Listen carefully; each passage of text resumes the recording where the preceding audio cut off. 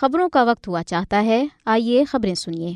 مقبوضہ کشمیر میں قابض انتظامیہ کی جانب سے مزید 3 کشمیری سرکاری ملازمتوں سے برطرف، جبکہ 5 کشمیری نوجوانوں پر کالا قانون پبلک سیفٹی ایکٹ لاگو، جموں کی جیلوں میں منتقل۔ جدوجہد آزادی کشمیر کو کمزور کرنے کے لیے بھارتی خفیہ ایجنسی را کی جانب سے تحریک طالبان کشمیر کی تشکیل قابل مذمت ہے۔ سیاسی ماہرین: بھارت میں سکھوں کو دہشت گرد قرار دینے کی RSS کی ایک اور سازش بے نقاب۔ G7 اجلاس میں بھارت کو مدعو نہ کرنا بڑی سفارتی ناکامی ہے۔ کانگریس: پاکستان سے شکست، بھارتی چیف آف ڈیفنس اسٹاف عوام کو کرکٹ کی مثالوں سے تسلیاں دینے لگے۔ ٹرمپ نے بھارت میں الیکٹرک کار کمپنی ٹیسلا کا مینوفیکچرنگ پلانٹ لگنے سے رکوا دیا۔ اب خبروں کی تفصیل۔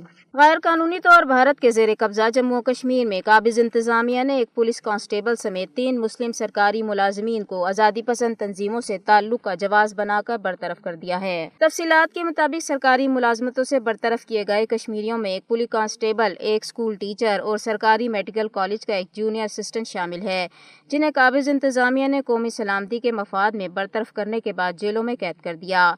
5 اگست 2019 میں مودی حکومت کی طرف سے جموں و کشمیر کی خصوصی حیثیت کی منسوخی کے بعد سے قابض انتظامیہ نے 75 سے زیادہ کشمیری سرکاری ملازمین کو اسی طرح کے الزامات کے تحت برطرف کیا ہے۔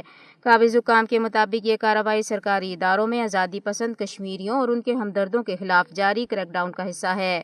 برطرف کیے گئے ملازمین میں پولیس کانسٹیبل ملک اشفاق نصیر، محکمہ اسکول ایجوکیشن کے ٹیچر اعجاز احمد اور گورنمنٹ میڈیکل کالج سری نگر کے جونیئر اسسٹنٹ وسیم احمد خان شامل ہیں۔ ادھر بھارتی پولیس نے سری نگر میں 5 کشمیری نوجوانوں کے خلاف کالے قانون پبلک سیفٹی ایکٹ کے تحت مقدمہ درج کیا ہے۔ پولیس نے کشمیری نوجوانوں نعیم احمد خان، فیاض احمد بٹ، معراج الدین بٹ، عمر حامد شیخ اور صہیب شفیع کو گرفتار کر کے ان کے خلاف کالے قانون کے تحت مقدمہ درج کیا۔ پولیس کے مطابق کشمیری نوجوانوں کو جموں کی کٹھوعہ، ادھمپور اور کوٹ بھروا جیلوں میں منتقل کیا گیا ہے۔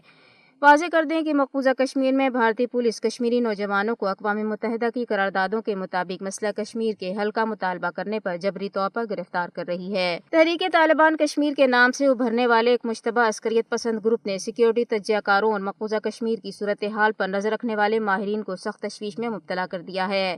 بھارت کے غیر قانونی طور پر زیر قبضہ علاقے جموں و کشمیر اور آزاد کشمیر دونوں میں کارروائیوں کے دعوے دار تحریک طالبان کشمیر نے ایک بیان میں خود کو ایک آزاد مزاحمتی گروپ کے طور پر پیش کیا ہے، جو بھارت اور پاکستان دونوں سے جموں و کشمیر کی مکمل آزادی کا حامی ہے۔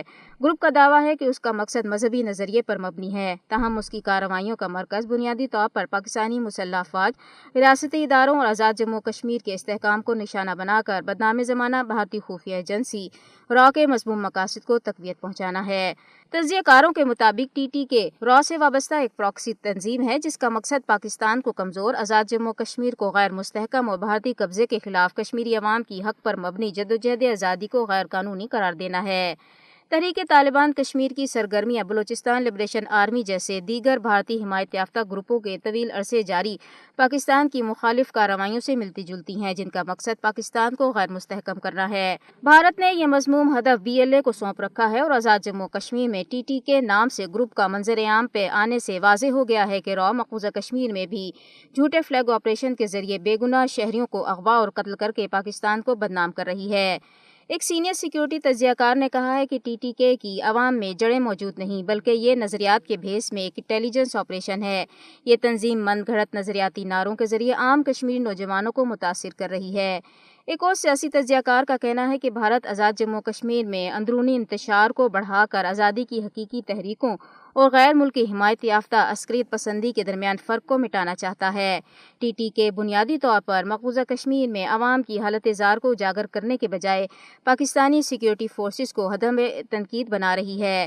تاہم کشمیری اس حقیقت سے بخوبی آگاہ ہیں کہ پاکستان کی حکومت اور سیکورٹی فورسز نے ہمیشہ عالمی سطح پر کشمیریوں کی جدوجہد آزادی کی حمایت کی ہے۔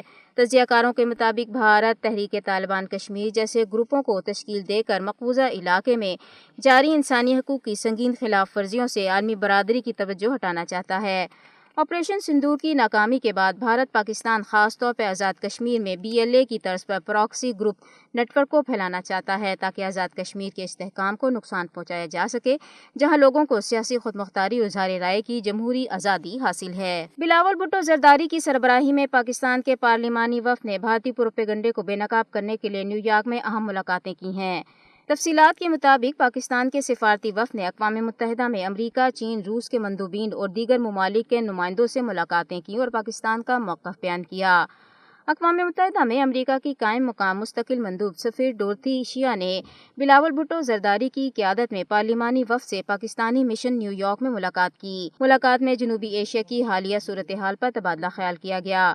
اس موقع پر بلاول بھٹو زرداری نے پاکستان اور بھارت کے درمیان جنگ بندی میں سہولت کاری پر امریکی انتظامیہ بالخصوص ڈونلڈ ٹرمپ سے اظہار تشکر کیا۔ انہوں نے امریکی سفیر کو پہلگام حملے کے بعد کی صورتحال سے اقوام متحدہ میں امریکہ کی سفیر کو آگاہ کیا اور سخت تشویش کا اظہار کیا کہ بھارت نے بغیر کسی قابل اعتماد تحقیق یا مصدقہ شواہد کے پاکستان پر الزام تراشی کرنے کے بعد حملہ کیا۔